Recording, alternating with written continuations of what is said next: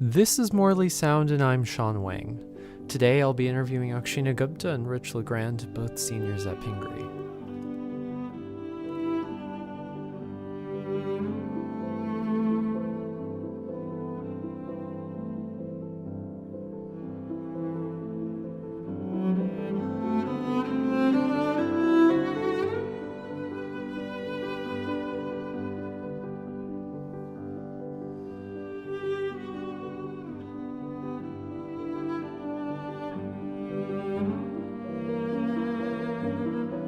Can you start with your name and when you're graduating from Pingry? So my name is Akshina Gupta, and I'm going to be graduating this year in 2017, like in a month. Yep.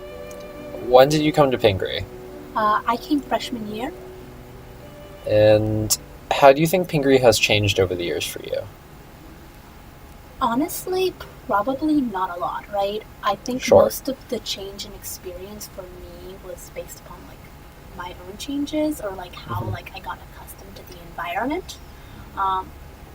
There was a few changes in terms of just like for example like in like a few dress code changes or stuff like that when we had the administration change from like Dean Markinson to Dean Ross. Yep.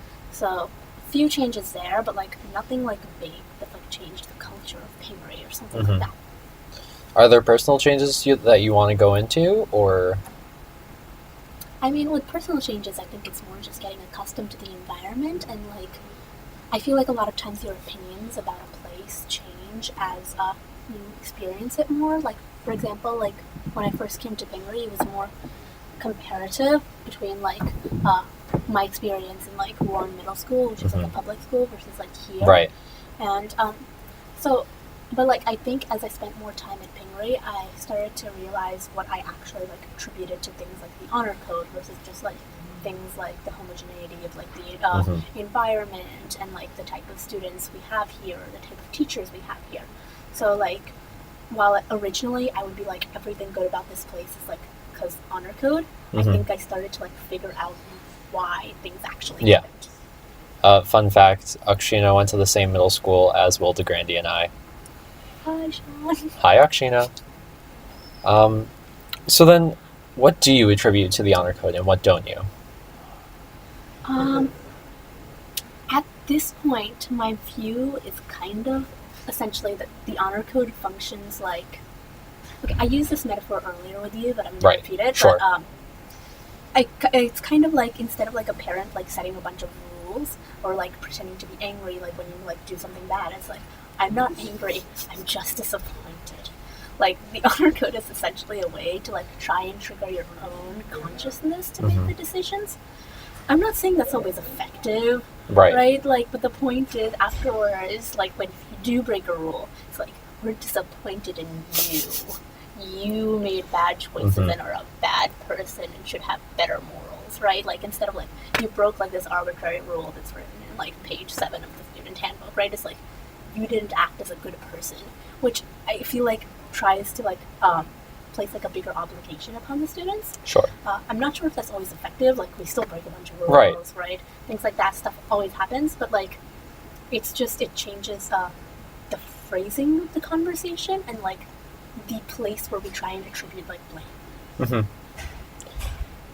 Do you think that is a more preferable method than just saying you broke X arbitrary rule and you get Y punishment?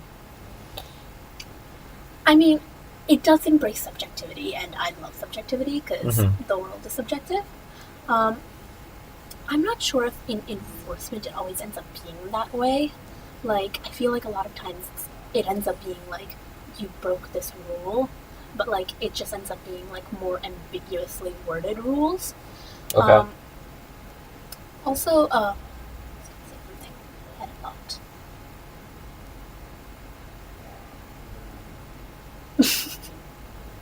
Take all the time you want, Akshina. I can cut it out in post, or we can talk about something else. Let's talk about something else. I can get back to this. Sure. Do you think it's important that Pingry has an honor code? Okay, so actually, I remember what I was going to say. Okay. It's kind of related. I think one benefit of the honor code, the fact like that we try and like implore students to like make good decisions, is it helps with the whole like trusting the students Mhm. thing. You know, like the whole motto of Pingry, which is like the greatest respect is due to the students. Yes. I think that actually ends up having a much bigger impact on the community. Mhm. Like all the things like I used to think were like just straight up honor code. Like for example, like we can like leave our stuff anywhere, or like Mhm. teachers will walk out during tests, or like give us a bunch of like take homes and things Mhm. like that, and have like and just like trust us to make like the right decisions about what or where to do. I think that ends up creating like a much better community and culture within the school.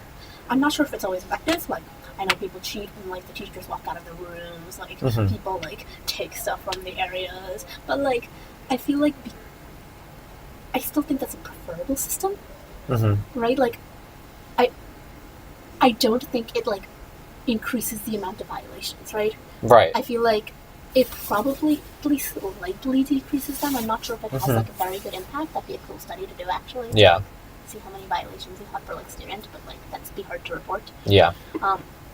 But like even if we like borrow stuff from like the areas around each other, I feel like we always return it, right? Like I borrowed like a water bottle today for like my comp sci project because I needed something metal, but Mhm. like I like returned it, right? I feel like there's no real reason for us to try and take stuff or take advantage of other people because people are fairly willing to just give it to us.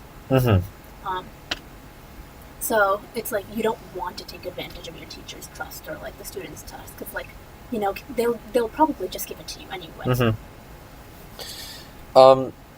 Do you think there's things that we can improve on the honor code or the culture at Pingry?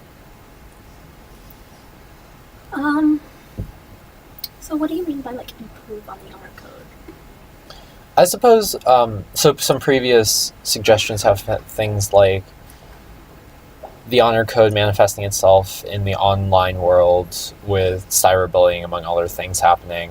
We do have our fair use policy and all, but The honor code doesn't apply to people being online. it doesn't.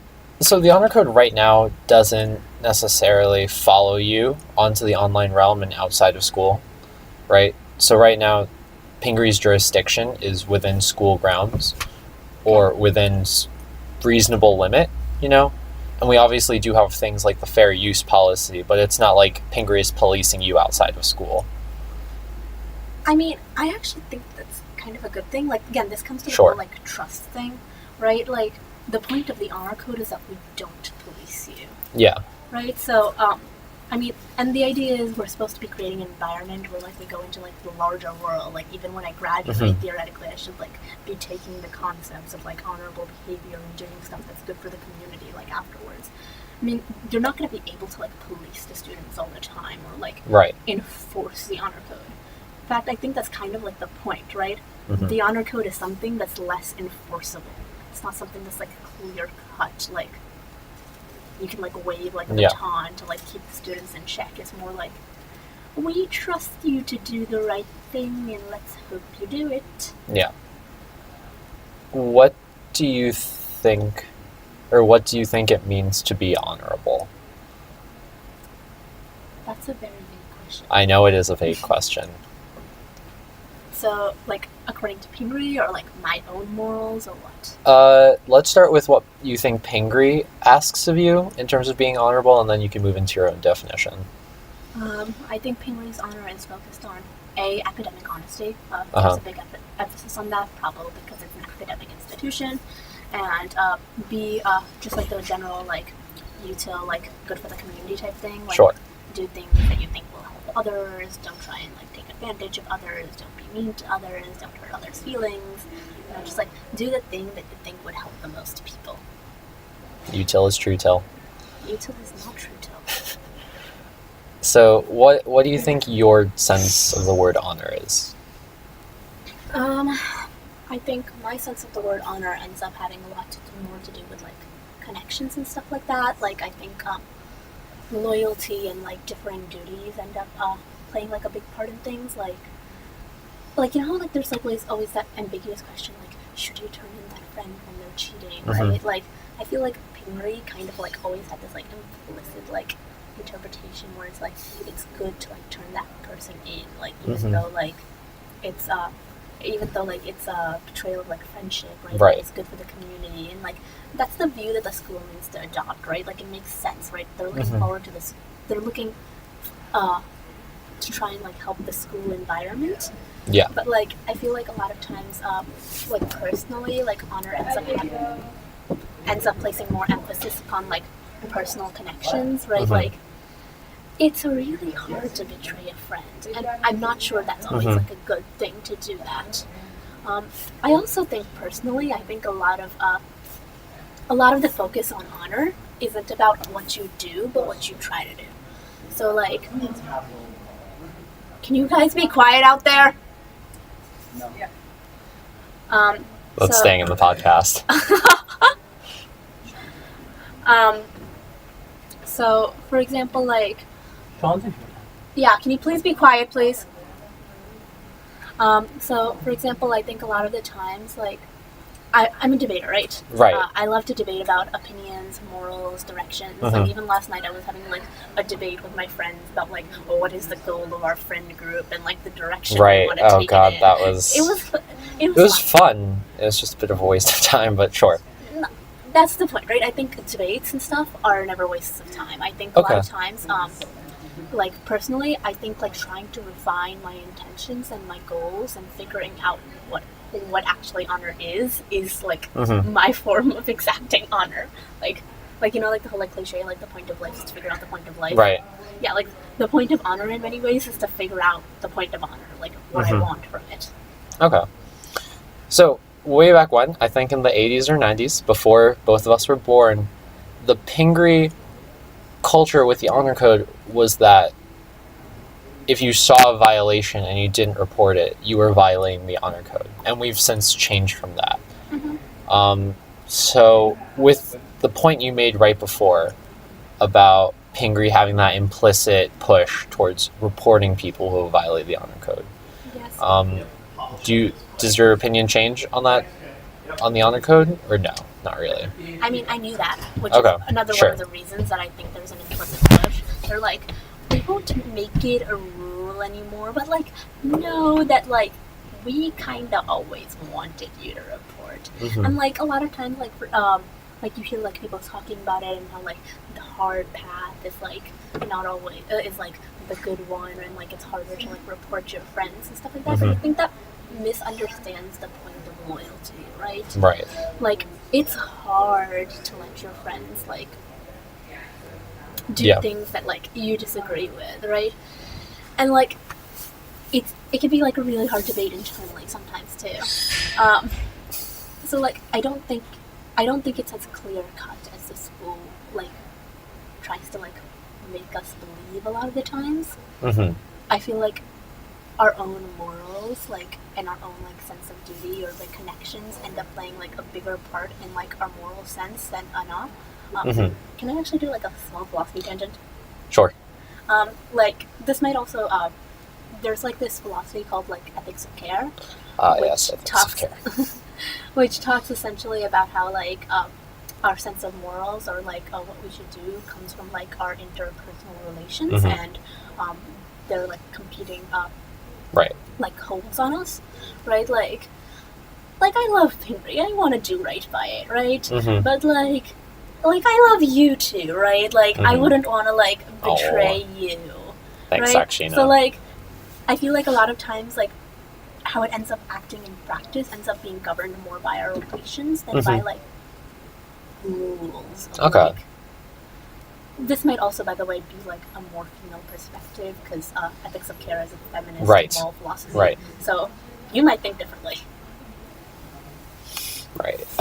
Yeah, so let's go into your debating life. Can we... Ow. I just hit my head against the staircase. Okay, so let's kind of talk about the honor board as a group / institution. So we've done a couple of efforts in the past couple of years. The Scruples game. I made the Facebook page. I did not know the Facebook page existed until like a week ago when you messaged me about it. Okay. Just saying. Sure.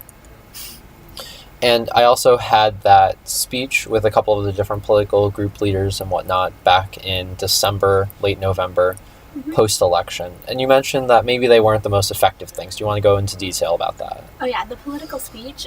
I just thought it wasn't really effective because, first of all, it kind of framed a thing where it was like, don't debate with people, like agree with them and like be super nice, right? And I understand that wasn't necessarily the intention. It was just like debate respectfully instead of like but it didn't come out that way. Yes, and my text didn't actually say debate respectfully, which is my fault.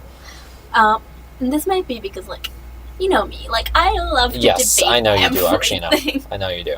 Like, I play, like, devil's advocate and, like, everything, right? But I think, like, discussions are always helpful for bettering opinions, right? I don't think we should be discouraging dissent within a community. Sure. I think dissent actually probably makes the community much better, right? Like, even if there's somebody I, like, vehemently disagree with and, like, whose opinions are, like... Yeah. Kind of, like, you know, not... Yes. helpful to me. Yeah. Like, I still, like, find it useful to, like, talk to them, right? Because, like, just because you stop debating doesn't mean they'll stop having those opinions, right? Like, for example, like, I was talking to, like, Aiden Dillon about, like, a bunch of, like, his political opinions the other day, and, like, he has opinions that are very different than me on, like, a lot of things. I'm aware. But, like, even when he'd be, like, saying something that, like, I'd find kind of, like, morally, like, not okay with me, it would still be useful because, like, even if, like, I just pretended he didn't have them, or, like, X'd out of the group chat, or, like, stopped debating with him, like, and he wouldn't stop having those opinions. Right. He wouldn't stop framing the way he thinks about the world. I think it's more useful to try and figure out why people feel some way, why people feel so strongly about that way, and to try out different things to try and change their opinions. Right? Like, I actually like use them as a sounding board a lot of the times, where it's like, does this, like, make sense? Would this be, like, a convincing argument to, like, help people understand my point of view? Yes. Okay. How do you think we should have reframed that political speech or I also think it wasn't helpful, by the way. Okay. Like, I get that. Anybody who wants to yell at a person is going to yell at people, whether or not you have, like, a bunch of students going up there being like, don't yell at people. Regardless, do you think it would have been more beneficial in a logical sense to have just straight up said, debate more respectfully, name calling isn't debate, and... Ad hominem attacks are debates, they're just bad forms of arguments.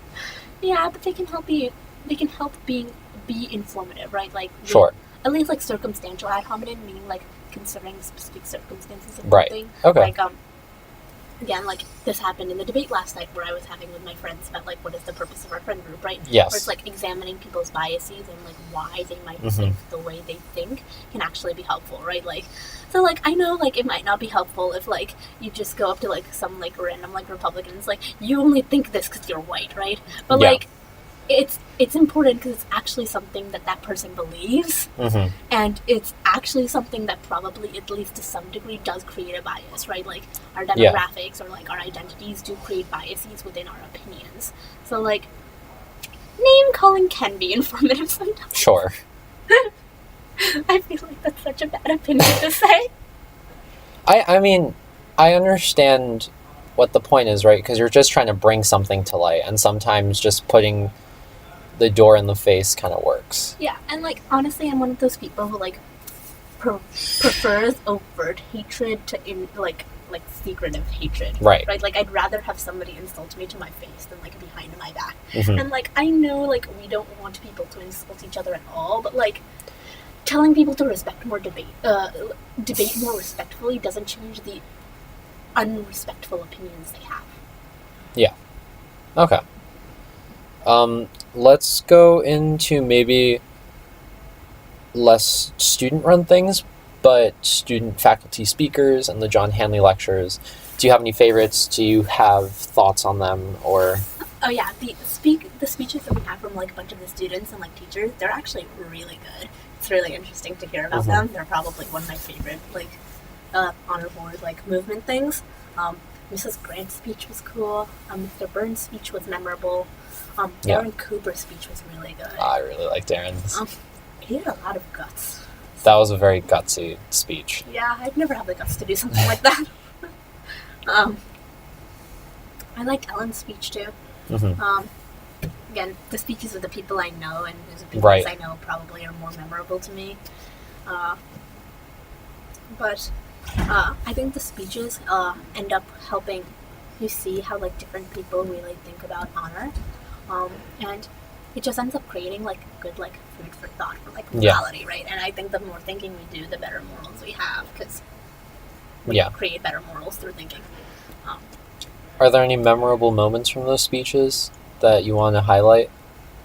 What Aaron told us about like his like health group thing, and like I remember the guy with like the tattoo would get into fights with his like dad every day, and like apparently he got a tattoo that said "family is everything," right? Like things like that. Like that was a really moving moment. When Mr. Burns told us about like his son who like reported cheating and like got into a bunch of like social problems with that. I think a lot of the times it's like the personal moments, the things full of emotion that really impact you, right? Like stories I feel like help us connect to things better, because like we can talk about like abstract philosophies or like abstract morals and rules and duties all the day, but like I feel like when it's real situations with real people and like all of their complicated messes, that's when you like actually get into the parts that are like helpful. And this is actually a pretty good reflection of my friendship with Akshina, for those listening. So is that a compliment or an insult? No, that's a compliment, Akshina. Why? You were talking about the fact that I was screaming being a good reflection of your friendship with you. I feel like maybe good is not the correct word. I'm using it as a synonym for accurate, maybe. Does that make you feel any better, Akshina? No, you're saying that I scream at you. You have in the past. That's mean and true. The truth hurts sometimes, Akshina. You know that I'm just a loud person. I know you are. Okay. Before this just sounds like Akshina and me shooting the breeze. Akshina Gupta, Pingry class of 2017, Carnegie Mellon University Computer Science class of 2021. Akshina, thank you so much. Thank you, Sean.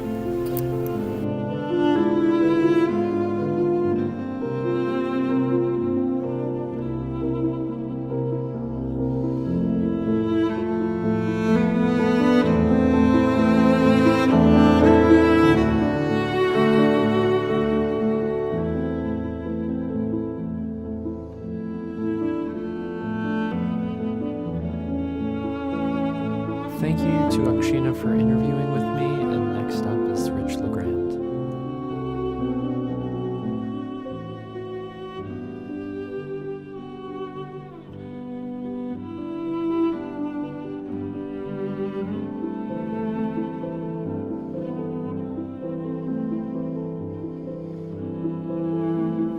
Can you start with your name and what year you're graduating from Pingry? My name is LeGrand, and I'm graduating with the class of 2017. When did you first come to Pingry? I came my freshman year. How do you think Pingry has changed over the years? I think we've taken a few steps to try and be ahead of the curve in some sense, in terms of things like inclusiveness, diversity, openness, etc. I think we've definitely tried to get out there and set an example. I guess private school versus public school, for me, a lot of my friends still go to public school. So it's kind of interesting to see how us as a community, we're very open and we're much more willing to talk about issues and our feelings and stuff like that and try and solve problems, as opposed to public school where they sort of just let the problems linger and let the kids decide for themselves what they're going to do about it. How do you think the honor code has changed? I think, actually, in my opinion, I don't think the honor code itself has changed, but as a four-year student, I think that the sincerity and the meaningfulness of it has changed to me. So I think that probably is representative of the whole senior class. I think as you get older, the more you understand it, and I think that it's a lot of give and take. I think that there's a lot of parts that a lot of people believe in, and make those parts make people comfortable. Then there's also a lot of parts that people probably don't put as much emphasis on. What are some of the major lessons you've taken away from being a student here? Um, I'd say being able to communicate and create relationships with people is huge. I think that as a life lesson, um, it's not really moral or ethical in a sense, but it's more of something that Pingry has taught me, so I'm including that as a lesson. Um, the more spread out you are, the more engaged you are in different things, the more likely you are to succeed. The more interested in engaging you are in different opportunities, the more likely you are to succeed. And I think that that is something that Pingry has taught me very well, which I try and do. And then morally, I think that Pingry has definitely greatly impacted my ability to have an open mind. I think I came in freshman year a lot more closed-minded than I am now, and I wouldn't have seen myself being friends with a lot of people that I am friends with now. And I think that that's also another life lesson that Pingry taught me is don't judge a book by its cover to its full extent, and really engage with everyone and see what's out there. What has it been like being a student athlete here? Do you think there's things that separate being a Pingry athlete from those of other schools? I think there's definitely a different category for student athletes at Pingry. I'm sure you can attest to this as running yourself. It's the high caliber academics mixed with some sports that are very competitive athletically, but also sports that aren't competitive athletically. There's still a very demanding time schedule there. And I think that a lot of Pingry students, probably about 25% of them who aren't student athletes, have a hard time understanding why Pingry student athletes are given like a lot more credit than those kids think that they deserve. But I think that as a student athlete, speaking as a student athlete, it's well deserved. It's well credited. It's a hard thing to do, and I respect every student athlete that can do it. What's it been like working on the Big Blue Pride Committee, and where do you see its future? So last year, at the end of the year, when me, Jimmy, and Clay started the Big Blue Pride Committee, we didn't really expect it to take the turn it did. We sort of just put it together as a quick little thing to try and round up as many people as possible for that sort of cross tournament sprint at the end there. And I think that with the help of a lot of parental guidance, it really took off in a much better direction than we planned for it. So for example, this year we had an event at I think every fall sport, minus maybe girls tennis, but I think we tried, but time didn't work out. And then winter, I think we got just about every sport except for winter track and skiing, which are just two very hard things to coordinate considering the location. But we got something for every home team. I think the athletes are the biggest rewarded people in this sense because it just makes such a difference speaking from an athlete playing on the field. I think that like having fans, especially from your school, is just such a great boost, especially when playing. So I think that Big Blue Pride's future is definitely headed in the right direction. I'm not sure with whom, but I'm sure that whoever it is, with the continued support of with the parents who have been helping so far, that it'll go in the right direction. Moving into your work on SAC, how do you think that plays into the Pingry community? I think it's definitely taken the good with the bad there a little bit. I think SAC is definitely something that I have enjoyed for multiple reasons. One of which is something that not a lot of people would know, but it actually gave me a different sort of passion in what I think I'd like to do in life. It showed me that there's a lot more out there than just business or accounting and economics and sciences and stuff like that. There is this whole other aspect of comedy and film and all this fun stuff, and I think that that's definitely something I'm going to pursue in college, maybe not as a major, but possibly as a minor, and who knows, maybe one day as a career path. But I think that SAC has given me that sort of light into something that I didn't know before. And in terms of the community, I think that SAC definitely gives the students an opportunity to relax and sort of take away from the busy schedules, and give them a chance to laugh, give them a chance to sort of be one as a community and just sort of come together, which was always the goal. But I think that at the same time, in terms of the honor code bringing it all back together, I think that there's definitely times where the honor code like there's a gray area there where we might offend someone, we might say something that's over the line. But I think that as an SAC president, I think it's my job really to organize, veto, and let through. And then past me, it's Dean Ross and Mr. Lear, whatever they say goes. So I think that I've done a pretty good job this year of curbing a lot of the nonsense that has gone through in the past 3 years. But I think that this year we did a pretty good job of staying on the right side of the line. And I'm pretty proud of that. So. What have been some of your favorite memories of SAC? So a lot of people don't know this, but our freshman year, SAC was run so that it was a senior president, a junior vice president, and the president and vice president would pick 2 freshmen every year. So my freshman year, Ryan O'Reilly, the president, picked me, and Alec Kearns, the vice president, picked Jason Resnick to be in the club. So they do whatever they want at the club fair. Anyone can sign up, but they don't use that list for anything. So they just toss that as soon as the club fair is over. So as a freshman, it was a highlight for me to be picked by a senior to be included in this club. Granted, I didn't do anything. I did absolutely nothing for a good year, but it was just sort of an honor there. And I think that's really what kickstarted the idea that, like, someone thinks I'm funny. And that's where that sort of, I think my personality actually changed from that point on. I think that I realized that, like, making people laugh is something that I enjoy to do. Bringing people happiness is something that I enjoy to do, which actually turned into the whole PvP thing as well. Bringing people together, bringing people smiles is just something that's worthwhile. So.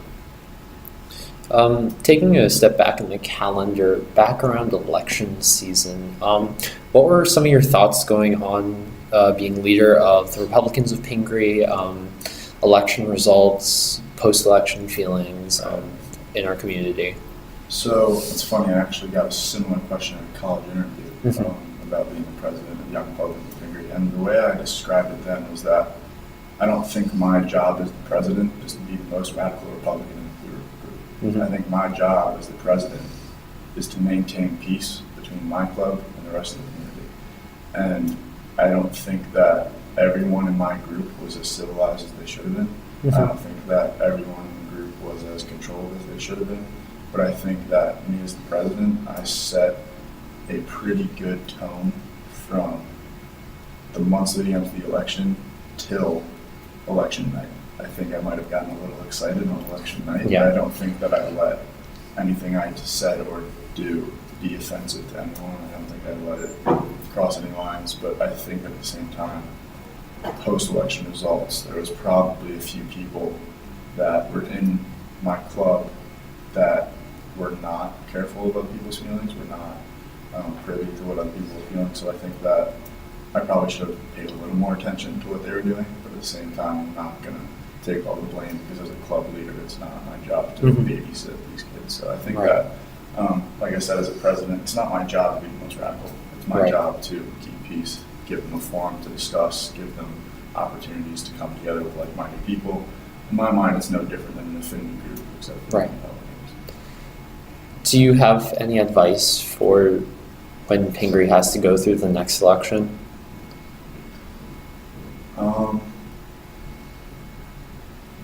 Advice to the Pingry community, to those who can vote, I'd say vote. To those who can't, I'd say do as much research as you can. Make sure you actually know what's going on and what your candidates are talking about. Don't just blindly support a party. That was a big thing for me. A lot of the kids in my group were blindly supporting Trump just because he was a Republican or because they didn't want Hillary to win. For me, I supported a different candidate of the Republican Party, and then I ended up supporting the party because of party affiliation. But I think that, for example, one kid who's a very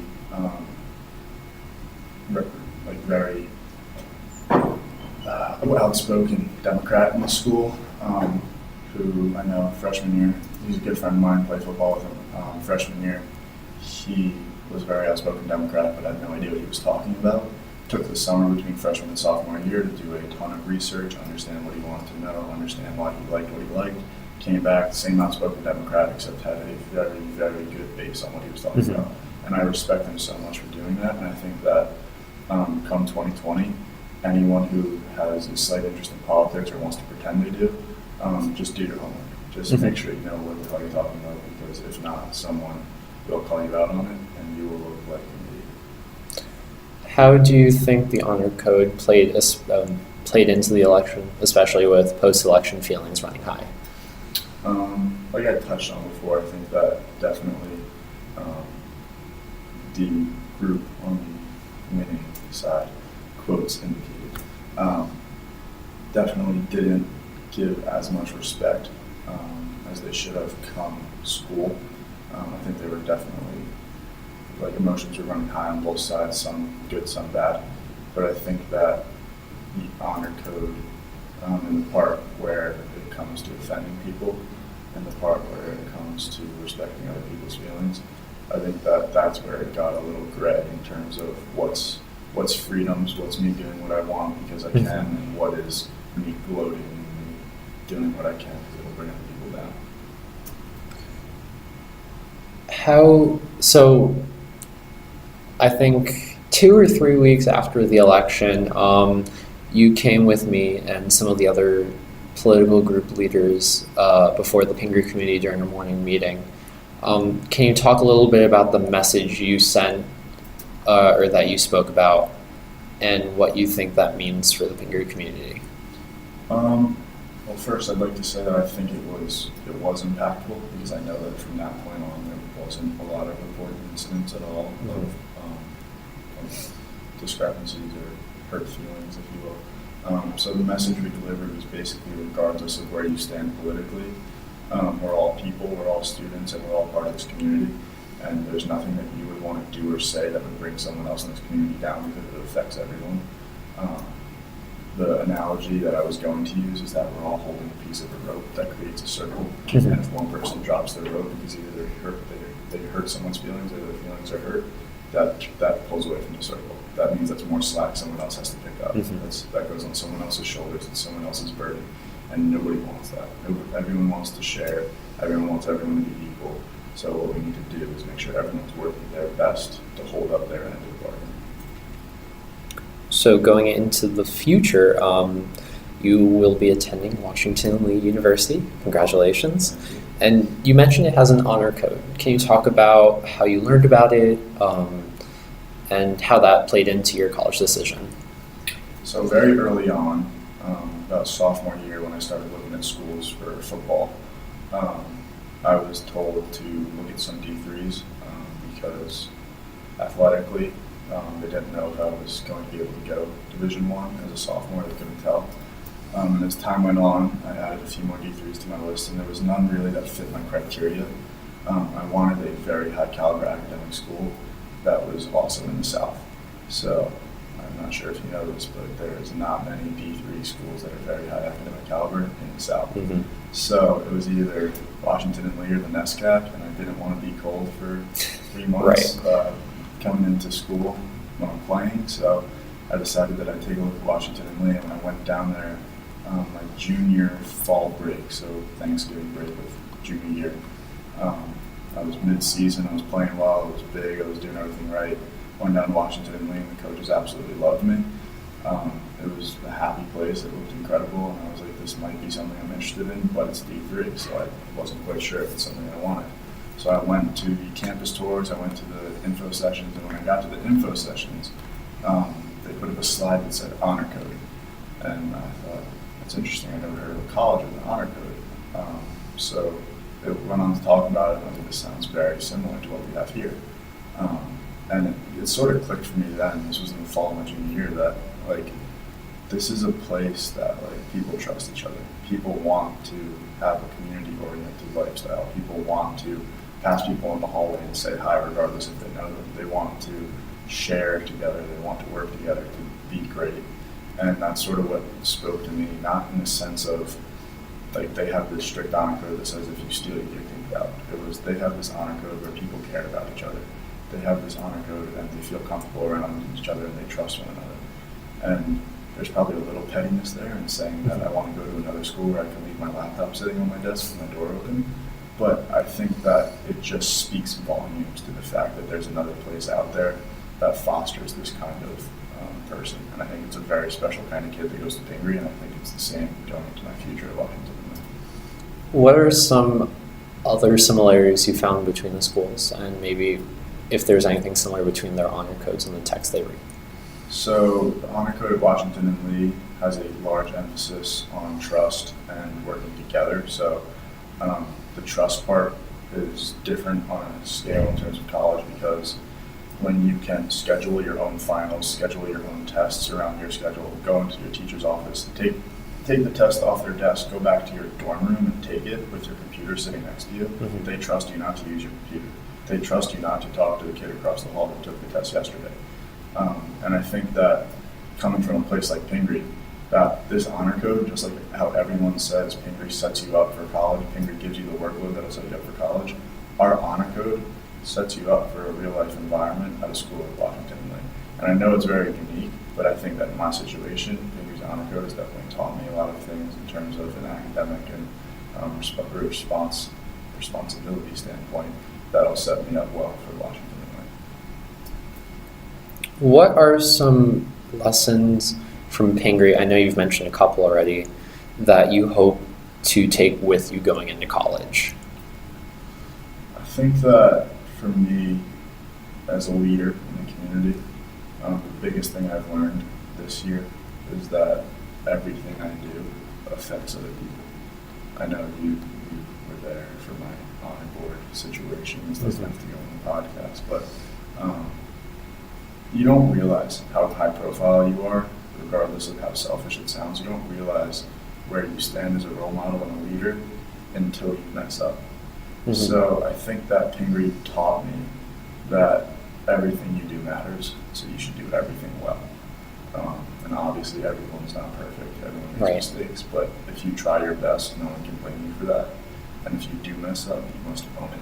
You don't lie about it, you don't beat around the bush, you own it, you say you're sorry, and you learn from your lesson, and you make it better. I think that moving forward, especially as a football player in college, I think that I'll still have a good deal of influence on the community, so I hope that I can use my leadership to make a positive impact moving forward. So moving back in time again, I think November timeframe, we also had Hudson Taylor speak. Can you share some of your thoughts? So I think what Hudson Taylor's goal is very respectable. I think that the place where he's trying to start is very difficult. Mm-hmm. I think that especially for a collegiate wrestling team,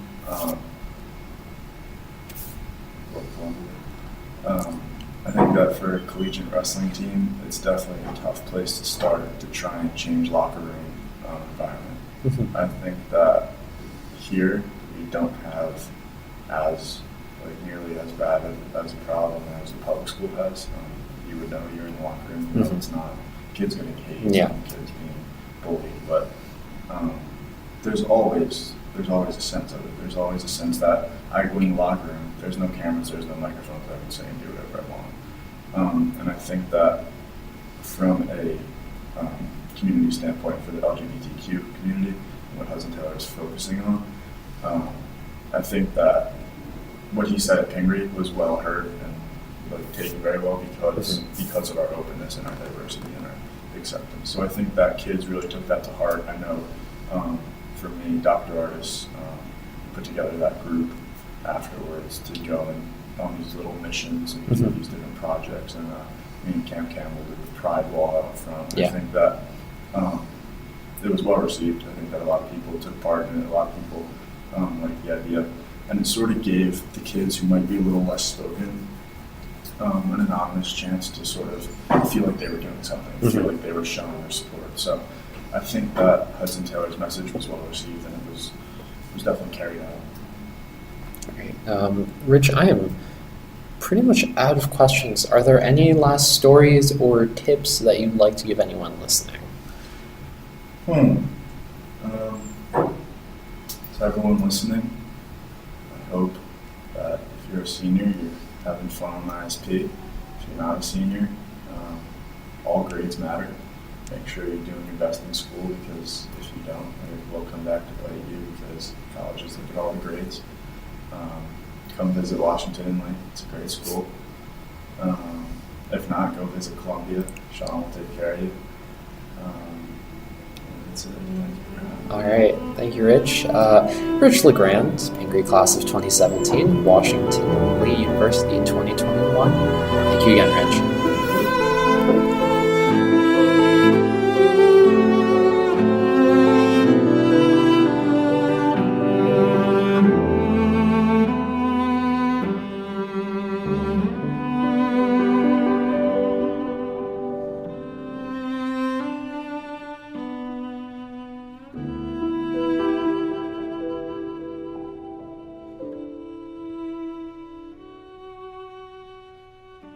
Thank you to Rich for taking the time to speak with me. For future episodes, please follow my updates on the Pingry Honor Board Facebook page or on the Morley Sound YouTube playlist.